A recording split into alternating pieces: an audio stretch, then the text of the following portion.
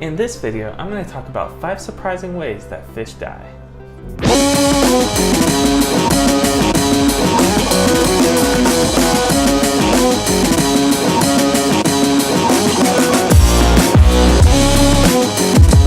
Hey, what's up? It's Ty here, and welcome to my channel, Aquariums with Ty. And on this channel, I do a lot of fish videos as well as product reviews to help you level up your aquariums. So if you're new here, consider subscribing. And at any point in the video, check out the links in the description below.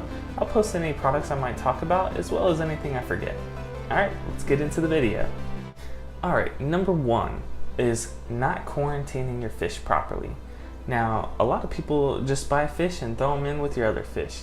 And this is a huge mistake. So what you want to do is, 1, if you have a new aquarium, you want to quarantine your fish so that you can get rid of any possible parasites, because you don't want those to get into a new aquarium. So really, I suggest maybe buying a second aquarium, maybe a 10-gallon tank that you can use to medicate fish. I know what you're thinking. You're thinking, I don't want to buy 2 aquariums just for 1. Well, the reason I suggest buying a second aquarium is because you're going to use things like ICX, which I'll put right here, and you're going to use other medications that could possibly stain the silicone in your aquarium.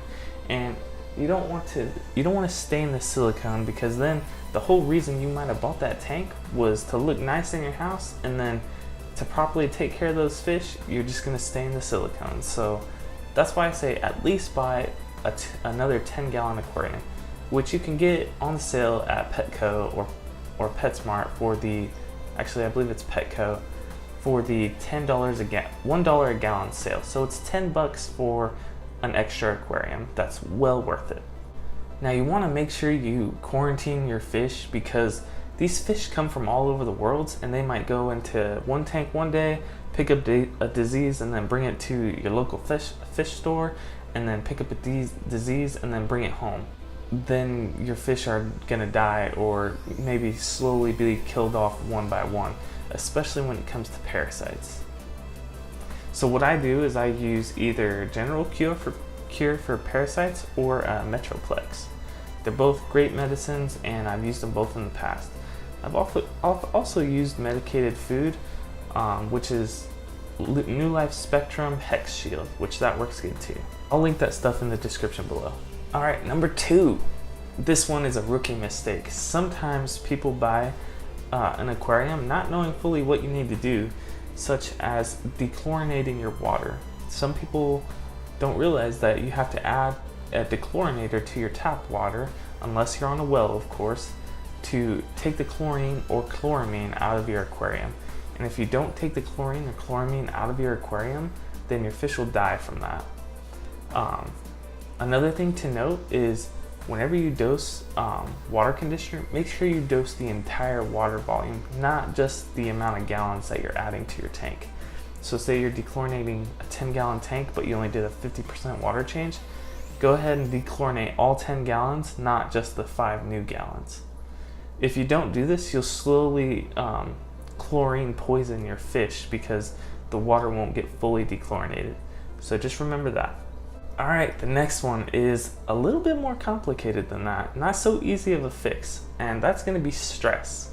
Now, stress in fish is a lot worse than it is with stress with humans. It can actually kill your fish if they are just constantly being stressed out. For example, if a fish is constantly getting bullied, like say you have a African cichlid tank, and the cichlids are just constantly picking on this one fish, or maybe one is just picking on this one fish, you want to do things that you can to get rid of that aggression. And I could go into a video and talk about that for a 20-30 minute video. So we're going to talk about things like that, like specifics, on in another video sometime. Another thing that can stress fish out is not properly acclimating your fish. I actually have a video on how to add fish to your aquarium, so you should check that out. But just the down and dirty version is you want to either properly drip acclimate your fish or do a plop and drop method. And I personally think that different fish do better with different methods. So one thing that I do is I prefer the plop and drop method over the drip acclimation, because I buy my fish from stores that have similar water as mine as far as pH goes. So really the only thing I'm acclimating is the temperature. So I just temperature acclimate them and then pour them into a net and drop them in the tank. Now, if you don't buy your fish from places that have similar pH levels and water parameters as yours, you're gonna have to slowly drip acclimate them. And that's gonna take more time, and make sure you do research on how to properly do that, but I don't wanna get too into it on this video. If you wanna see it in another video, let me know in the comments below. And hit like. It's also important to know, like for the plop and drop acclimation, I acclimate my fish between 20 and 30 minutes. When it comes to temperature, your fish can surprisingly also die from temperature shock. So you want to make sure that you're getting your water as close to, or the bagged water as close to your fish tank water as possible before you drop them in your tank.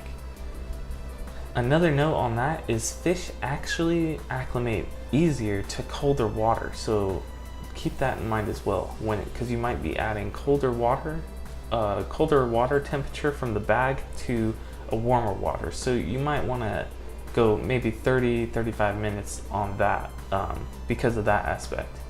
Another surprising way fish die is from diet, not having the proper diet. So when it comes to diet, you want to make sure that if you have an omnivore fish, then you're feeding them a variety of foods like vegetation and meat. When it comes to a carnivore fish, you want to make sure you're feeding them a meaty diet. You don't want to feed a carnivore a vegetarian diet, or a vegetarian a carnivore diet.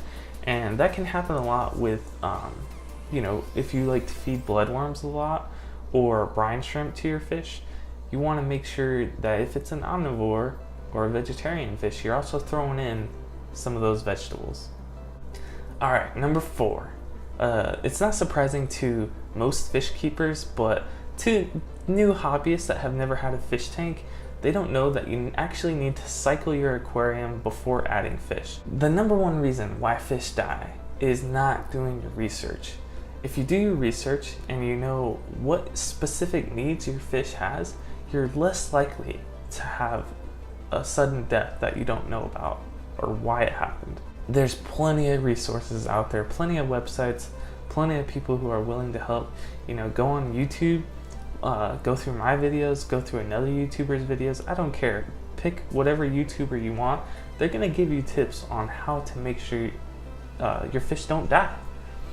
Also, there's a lot of Instagram people out there that I'm sure you could message or whatever.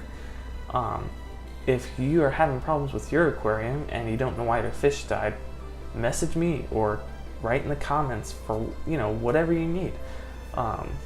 The reason I made this channel is because I'm passionate about fish, and I really want people to be successful so that this hobby gets more popular and it'll just get better for all of us.